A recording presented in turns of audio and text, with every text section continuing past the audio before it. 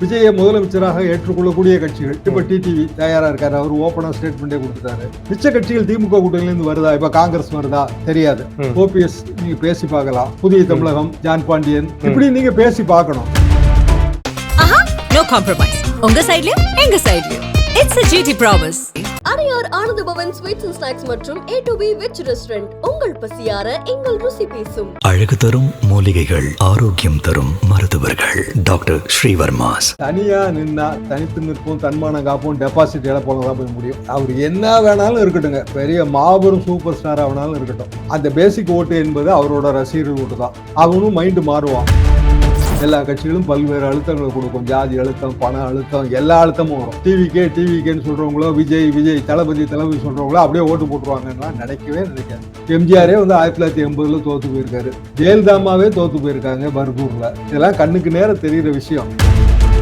அரசியலோட இலக்கணங்கள் என்னவோ அதுபடிதான் நீங்க நடக்க முடியும். இலக்கணத்துல முக்கியமான விஷயம் வெற்றிக்கு தேவை கூட்டணி. கூட்டணி எதுவா வேணாலும் இருக்கலாம். ஆனா நீங்க அதிமுகவோட போக முடியாது, பிஜேபியோட போக முடியாது. குறைஞ்சபட்சம் சில எம்எல்ஏக்களாவது நீங்க அடுத்த சட்டமன்றத்துக்கு போகணும். 26 சட்டமன்றத்துக்கு அப்படி போனீங்கன்னா உங்களுக்கு அதுக்கப்புறம் உள்ளாட்சி தேர்தலில் வாய்ப்புகள் இருக்கும், 29 மக்களவை தேர்தலில் வாய்ப்பு இருக்கும், 2031 தேர்தலில் வாய்ப்பு இருக்கும். எடுத்தெடுப்புல நான் வந்த சிஎம் ஆன அது சொல்லலாம், உங்க கட்சிக்காரர்களை உற்சாகப்படுத்தும். பிராக்டிகலா பாசிபிள். அப்ப விஜய்க்கு யாரு எவ்வளவு ஓட்டு போட்டாலும் ஒரு குறிப்பிட்ட மினிமம் பெர்சன்டேஜ் ஓட்டு இருக்குல்ல, அதுல ரொம்ப பாதிக்கப்படப்படுறது அதிமுக. என்ன காரணம்னா அந்த சினிமா ஓட்டு வங்கிங்கிறது அதிமுகவோட பேசிக் ஓட்டு வங்கி. லேடிஸ் ஓட்டு வங்கி அதிமுகவோட பேசிக் ஓட்டு வங்கி. அதுல கொஞ்சம் விஜய்க்கு போகுமா போகாதா? இப்ப தமிழ்நாடு பாலிடிக்ஸ் பாக்குற வரையும், தமிழ்நாடு பாலிடிக்ஸ்ல நம்ம நேஷனல் லெவல் பாலிடிக்ஸ் பாக்குற வரையும் கூட்டணி அல்லாத ஒரு ஒரு கட்சி இங்க ஒரு பெரிய லெவல்ல வாகை சூடல் அப்படிங்கறத நம்மளால பார்க்க முடியுது. அது ஒரு நியூ கமரா இருக்கிறப்ப, என்டிஆருக்கு அப்புறம் சொல்றேன், என்டிஆருக்கு அப்புறம் ஒரு நியூ கமரா இருக்கிறப்போ அது ஒரு பெரிய ஸ்ட்ரகிள்ஸ் ஏற்படுத்திட்டு இருக்கு. இங்க மலை மாறி இருக்கக்கூடிய டிஎம்கே அவங்களுடைய கூட்டணி கட்சிகள் ரொம்ப வலுவா இருக்கு. அதே சமயத்துல அதிமுக, பிஜேபி இந்த புறம் இருக்கு. விஜய் நான் தனியா தான் நிப்பேன் அப்படிங்கிறவரு, அவர்னால அவர் நினைச்ச மாதிரி டிஎம்கே டிஃபீட் பண்ண முடியுமா? அதாவதுங்க, தனியா நின்னா தனித்து நிற்போம், தன்மானம் காப்போம், டெபாசிட் இழப்போம் தான் போய் முடியும். அதுக்கெல்லாம் வாய்ப்பே இல்லை. அவர் என்ன வேணாலும் இருக்கட்டுங்க, பெரிய மாபெரும் சூப்பர் ஸ்டார் ஆனாலும் இருக்கட்டும், அந்த பேசிக் ஓட்டு என்பது அவரோட ரசிகர்கள் ஓட்டு தான். அவனும் மைண்டு மாறுவான். தேர்தல் நேரத்துல எல்லா கட்சிகளும் பல்வேறு அழுத்தங்களை கொடுக்கும். ஜாதி அழுத்தம், பண அழுத்தம், எல்லா அழுத்தமும் வரும். அப்படியே இப்போ டிவிகேன்னு சொல்றவங்களோ, விஜய் தளபதி சொல்றவங்களோ அப்படியே ஓட்டு போட்டுருவாங்கன்னா நினைக்கவே நினைக்காதீங்க. 45 வருஷமா பார்த்த கதை தான் இது. எம்ஜிஆரே 1980 தோத்து போயிருக்காரு. ஜெயலலிதாமாவே தோத்து போயிருக்காங்க பர்கூர்ல. இதெல்லாம் கண்ணுக்கு நேரம் தெரிகிற விஷயம். அரசியலுக்கு வந்துட்டீங்க, அரசியலோட இலக்கணங்கள் என்னவோ அதுபடிதான் நீங்க நடக்க முடியும். இலக்கணத்துல முக்கியமான விஷயம் வெற்றிக்கு தேவை கூட்டணி. கூட்டணி எதுவா வேணாலும் இருக்கலாம். ஆனா நீங்க அதிமுகவோட போக முடியாது, பிஜேபியோட போக முடியாது. மிச்ச கட்சிகள் திமுக கூட்டணியில இருந்து வருதா, இப்ப காங்கிரஸ் வருதா தெரியாது. வரலாம், வராமலும் போகலாம். பீகார் தேர்தல் முடிவு பொறுத்தது. பிற கட்சிகள் விஜயை முதலமைச்சராக ஏற்றுக்கொள்ளக்கூடிய கட்சிகள் இப்ப டிடிவி தயாரா இருக்காரு. அவர் ஓபனா ஸ்டேட்மெண்டே கொடுத்துட்டாரு. ஓபிஎஸ் நீங்க பேசி பார்க்கலாம், புதிய தமிழகம், ஜான் பாண்டியன், இப்படி நீங்க பேசி பார்க்கணும். பேசி பார்த்து உங்களோட அடிப்படை ஓட்டு வங்கியை உயர்த்தி குறைஞ்சபட்சம் சில எம்எல்ஏக்களாவது நீங்க அடுத்த சட்டமன்றத்துக்கு போகணும். 26 சட்டமன்றத்துக்கு அப்படி போனீங்கன்னா உங்களுக்கு அதுக்கப்புறம் உள்ளாட்சி தேர்தலில் வாய்ப்புகள் இருக்கும், 29 மக்களவை தேர்தலில் வாய்ப்பு இருக்கும், 2031 தேர்தலில் வாய்ப்பு இருக்கும். எடுத்தெடுப்புல நான் வந்த சிஎம் ஆன அது சொல்லலாம், உங்க கட்சிக்காரர்களை உற்சாகப்படுத்தும். பிராக்டிகலா பாசிபிள் கிடையாது. இந்த தேவர் குரு பூஜை, இந்த தேவர் நினைவு நாள், இந்த விஷயங்கள்லாம் நடந்துட்டு இருக்கக்கூடிய நேரத்துல ஒரு காணொலி, டிடிவி, ஓபிஎஸ் அண்ட் செங்கோட்டையன் அவர்கள் 3 பேரும் கூட்டா நிக்கிறாங்க. இது எப்படி சார் எடுத்துக்க முடியும்? அவர் வேற திரும்பி போறப்ப பிரஸ் ரிப்போர்ட்டர்ஸ் கேட்கறாங்க, கட்சியை விட்டு நீங்கன்னா என்ன பண்ணுவீங்கன்னா, கட்சியை விட்டு நீங்கன்னா நான் சந்தோஷமா இருப்பேன் அப்படின்ட்டு போறாரு செங்கோட்டையன். கட்சியை விட்டு நீங்க நீக்கிடுவாங்கன்னு தான் நான் நினைக்கிறேன் செங்கோட்டையனை. என்ன காரணம்னா அது ஓப்பனா ஒரு புரட்சின்னு சொல்லிட்டாரு. அது போக ஓபிஎஸ் சந்தித்தது எடப்பாடி பழனிசாமி தவறுன்னு தான் சொல்லுவாரு. என்ன காரணம்னா ஓபிஎஸ் ஒரு லிட்டிகண்ட். அதிமுக உரிமை சார்ந்த வழக்குகள்ல ஓபிஎஸ் மனுதாரர். வழக்குகள் நடந்துகிட்டு இருக்கு. அப்ப இதை இப்படியே விட்டா அப்படின்னா நாளைக்கு அந்த வழக்குல என்ன வாதம் வைப்பாங்கன்னா, ஓபிஎஸ் இன்னும் அதிமுக விட்டு விலகல, அவரை பாருங்க இந்த செங்கோட்டையன் எல்லாம் போய் பார்த்திருக்காரு, செங்கோட்டையன் மூத்த தலைவர், அவர் இத்தனை வாட்டி எம்எல்ஏவா இருந்திருக்காரு, செங்கோட்டையெல்லாம் பார்த்து பேசுற அளவுக்கு சகஜமா தான் இருக்காரு. எடப்பாடி பழனிசாமி தனிப்பட்ட பகை காரணமாக ஓபிஎஸ் பத்தி இப்படி சொல்றாரு, அப்படித்தானே வாதம் வைப்போம். எங்க கோர்ட்டா பாருங்க, கோர்ட்டாவும் வழக்கறிஞராவும் நீங்க பேசுங்க. நான் ஓபிஎஸ் வழக்கறிஞர்னா நான் என்ன வாதம் வைப்பேன்? ஆனா அப்ப நான் எடப்பாடி பழனிசாமி வழக்கறிஞரா இருந்தா நான் என்ன சஜஷன் கொடுப்பேன், நீங்க உடனே நீக்குங்க. நீக்குனா நாளைக்கு கோர்ட்ல மேட்டர் வரும்போது ஆமாங்க அவன் பண்ண தப்பு, உடனே நாங்க கட்சியை விட்டு தூக்கிட்டோம்னு சொல்ல முடியும். செங்கோட்டையன் ஒரு வழக்கு போடுவாரு, என்னை கட்சியை விட்டு நீக்கினது தவறுன்னு. வழக்குக்கு மேல வழக்கு சுத்திட்டே கிடக்கட்டும். சசிகலா அப்போ அவர்கள் அதிமுகவில இன்னும் ஆச்சரியங்கள் வந்து நிகழும் அப்படின்னு சொல்றாங்க.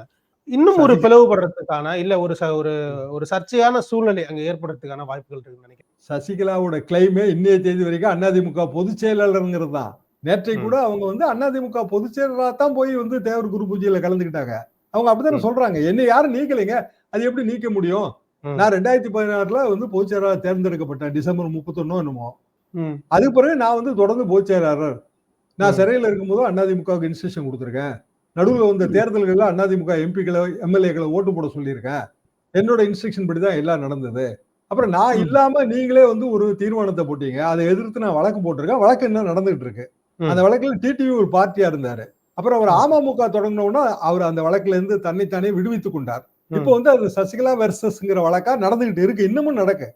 சோ ம். சசிகலா கிளைம் வந்து தான் அதிமுக பொதுச் செயலாளருங்கிறது. ம். ஓபிஎஸ் கிளைம் என்ன அப்படின்னா நான் என்னை நீக்கினது தவறுங்கிறது. ம். டிடிவி என்னன்னா அவர் நான் தனி கட்சி ஏற்கனவே வச்சுட்டேன், எனக்கு கூட்டணி வேணா நான் சேர்ந்துக்கிறேங்கிறது தான். ஸ்டாண்டே ம். வேற வேற இதுல. அப்ப எடப்பாடி பழனிசாமி அவர்கள் ம். கட்சி விரோதிகளோட இவங்க நடவடிக்கை தொடர்பு வச்சிருக்கிறாங்க. அதனால கட்சி விரோத நடவடிக்கை காரணமாக அவரை நீக்க வேண்டிய முடிவு இருக்குன்னு அவர் சொல்றாரு. அந்த பிளவு அதிமுகவோட ஒட்டுமொத்த ஓட்டு வங்கியை பாதிக்குமா? அது பாதிக்காது. ஏன்னா அது ரெட்டையில ஓட்டு வங்கி தானே. ம். ம். செங்கோட்டையனுக்கு சுத்தி ஒரு ஆதரவு இருக்குங்க. அது அவரோட பகுதியில. டிடிவி ஏற்கனவே தனி கட்சி. அவரோட பகுதியில ஆளெல்லாம் நிறுத்தி போன வாட்டி ஒரு 20, 25 தொகுதியில அதிமுகவை தோக்கடிச்சிட்டாரு. ம். ஓபிஎஸ் வந்து போன தடவை ராமநாதபுரத்துல மட்டும் நின்னாரு, அதிமுகவை தோக்கடிச்சிட்டாரு. இன்னும் கொஞ்சம் ஆட்கள் தேனியில எல்லாம் ஆள் போட்டாருன்னா தோக்கடிப்பாரு. ஆக ம். ஒட்டுமொத்தத்துல ஒரு 20, 25 தொகுதியில அவங்களுக்கு ஏதோ ஒரு வகையில ஒரு ஓட்டு வங்கி இருக்கு. ம். திரும்பி இந்த 26 எலெக்ஷன்லயுமே சவுத்துல வந்து அதிமுகவுக்கு ஒரு ஒரு ஒரு- ஒரு பெரிய அடி இருக்கும் அப்படின்னு நினைக்கிறேன். செட்பேக் வருங்க. எடுத்துக்கலாம். இப்ப போன தடவையே வந்துங்க சீமானோட 2024 தேர்தல்ல ம். சீமான் ஓட்டு வங்கியும் அதிமுக ஓட்டு வங்கியும் கம்பேர் பண்ணாலே சீமான் நிறைய இடங்கள்ல பெட்டரா பெர்ஃபார்ம் பண்ணியிருக்காரு. ஆமா. இன்னொன்னு நிறைய இடங்கள்ல டிடிவி வந்து நிறைய ஓட்ட பிரிச்சிருந்தாரு. அவருடைய வேட்பாளர் வந்து கிட்டத்தட்ட நிச்சயமா 30,000 நிச்சயமா 40,000 ஓட்டுகளை பிரிச்சிருந்தாங்க. அதாவது அதிமுகவின் உட்கட்சி பிரச்சனை அதிமுகவை பலவீனப்படுத்துகிறது. இதான் உண்மை. அப்போ 2026 தேர்தல்ல அதிமுக ம். வெற்றி பெறணும்னா அவங்களுக்குள்ள இருக்கிற உட்கட்சி பிரச்சனைகளை முதல்ல சால்வ் பண்ணணும். ஓகே. ஓகே. நம்ம மட்டும் சொல்லல, அமித்ஷாவும் இதுதான் சொல்லியிருக்காரு. ம். ம். தொடர்ந்து அதானங்க சொல்றாரு அவரு. ஆமா. ஆமா. ஆமா. 2019 சொன்னார், 2021 சொன்னார், 2024 சொன்னாரு. இப்ப விஜய் இன்னொரு ஃபேக்டர் வருது. அப்ப ம். விஜய்க்கு யாரு எவ்வளவு ஓட்டு போட்டாலும் ஒரு குறிப்பிட்ட மினிமம் பெர்சன்டேஜ் ஓட்டு இருக்குல்ல.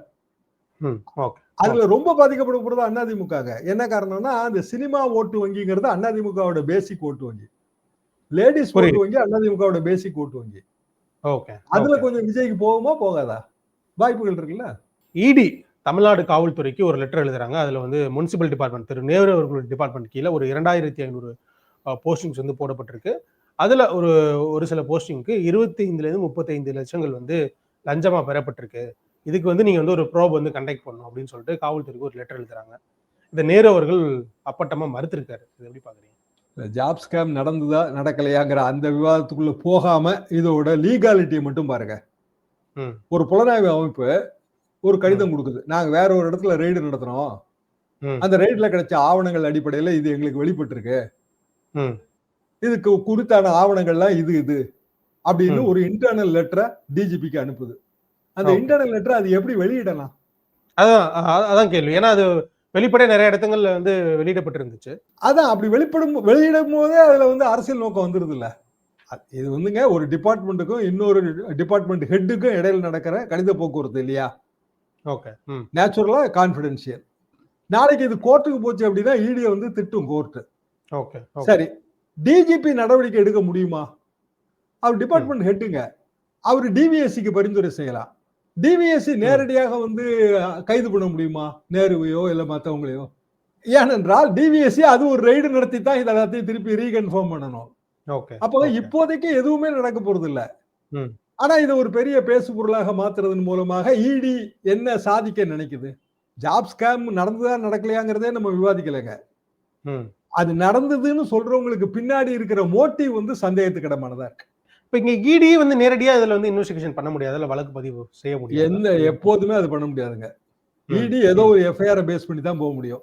இப்ப அவங்க இதை வந்து கையில எடுக்கிறதுக்காக தமிழ்நாடு காவல்துறைய நீ எஃப்ஐஆர் ஃபைல் பண்ணணும்னு சொல்றாங்க அப்படின்னு வச்சுக்கலாமா? இல்ல வந்து ஒரு விசாரணை அமைங்க அப்படின்னு வச்சுக்கலாமா? அதாவதுங்க, இதுக்கு அடுத்த கட்டமா தமிழ்நாடு காவல்துறை சும்மாவே இருக்குன்னு வச்சுக்கோ, ஒண்ணுமே நடவடிக்கை எடுக்கல, அப்ப என்ன பண்ணுவாங்க?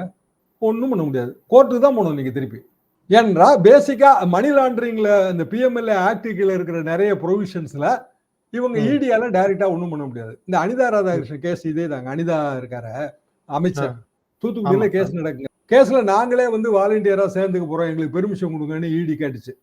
பல கட்ட போராட்டத்துக்கு பிறகு இன்னைக்கு தேதிக்கு அது ஒண்ணுமே இல்லை, அப்படியே இருக்கு. திமுகவினர் வந்து செந்தில் பாலாஜி வழக்கு என்னாச்சு?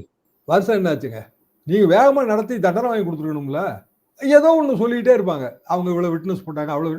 ஏங்க, நான் 1000 விட்னஸ்லாம் நானும் போட்டிருக்கேங்க. என்னோட வழக்குகள்ல 1000 விட்னஸ் போட்டு ஒரு பட்டியல் கொடுத்து பெரிய சண்டை நடந்துச்சு செஷன்ஸ் கோர்ட்ல, பிஜே கோர்ட்ல. ஆனா அடிப்படையில அது எதுக்கு போடுறோம் அப்படின்னா ஒரு அட்டென்ஷன் கிரியேட் பண்ணதான். 1000 விட்னஸ் அப்படியே ஒரு கோர்ட் ஏத்துக்காது. கோர்ட் என்ன பண்ணுன்னா, உனக்கு இவ்வளவு எல்லாம் தேவையில்லப்பா, 5 பேரை மட்டும் விசாரின்னு ஆர்டர் போடுறோம். அப்படி போட வேண்டியதானே? செந்தில் பாலாஜி 1000 விட்னஸ் போட்டாருன்னா அப்படி போட வேண்டியதானன்ற. திமுகவினர் வந்து இது வந்து தேர்தலை நோக்கி நடத்தப்படக்கூடிய ஒரு ஒரு குற்றச்சாட்டு, ஒரு வந்து தாக்குதல் அப்படின்னு கூட வச்சுக்கலாம் இத அப்படிங்கிறாங்க. பொதுவாக ஈடியோட மோட்டிவ்ல அந்த சந்தேகம் நமக்கு மட்டும் இல்லைங்க, அது சுப்ரீம் கோர்ட்டுக்கே இருக்கு. அப்புறம் அதுல சொல்றதுக்கு என்ன இருக்கு? ஆனா ஈடி வந்து ஒரு என்ன சொல்றது, ஒரு ஒரு இண்டிவிஜுவலா செயல்படக்கூடிய ஒரு டிபார்ட்மெண்ட். அது மேல நம்ம இப்படி ஒரு குற்றச்சாட்டு வைக்கிறதுங்கிறது சரியா இருக்குமா? அதை இண்டிவிஜுவலா செயல்படலைங்கிறதா, சுதந்திரமா செயல்படலைங்கிறதா அதோட பிரச்சனை. இந்தியா முழுசும் அரவிந்த் கெஜ்ரிவால் கேஸ் என்னங்க ஆச்சு? அவங்க முடிச்ச கேஸ் எத்தனை, முடிக்காத கேஸ் எத்தனை? ஆனா அதுல சஃபர் ஆனவங்க எவ்வளவு பேரு? பொலிட்டிக்கல் லைஃப் போயிருது இல்லைங்களா? நன்றி சார், உங்களுடைய நேரத்தை ஒதுக்கி உங்களுடைய கருத்துக்கள் ரொம்ப நன்றி. தேங்க்யூ. No compromise. உங்க சைடுலயும் எங்க சைடுலயும். It's a GT promise. Adyar Ananda Bhavan sweets and snacks மற்றும் A2B வெஜ் ரெஸ்டாரண்ட் உங்கள் பசியார எங்கள் ருசி பேசும். அழகு தரும் மூலிகைகள், ஆரோக்கியம் தரும் மருத்துவர்கள். டாக்டர் ஸ்ரீவர்மாஸ்.